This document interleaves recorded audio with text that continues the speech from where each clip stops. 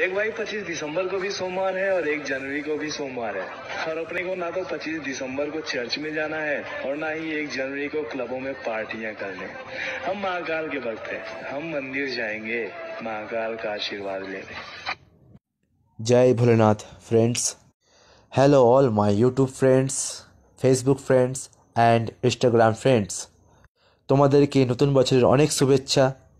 তোমরা সবাই অনেক ভালো থেকো, অনেক অনেক ভালো থেকো। ফ্রেন্ডস, তোমাদের কিছু বলতে চাই। আমরা যদি জীবনে ভালো জিনিসটা বেছে নিই না, অবশ্যই আমাদের সাথে ভালোটাই হবে।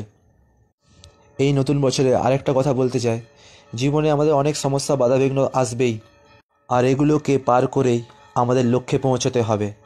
আর বাবা মহাদেব তো আছেই, পরিশ্রমের বিকল্প কিছুই নেই।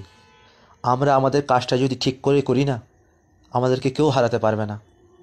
শুধু ধৈর্য রাখো আর জীবনে এগিয়ে যাও। হর হর মহাদেব, জয় শিব শম্ভু, জয় ভোলেনাথ, হর হর মহাদেব।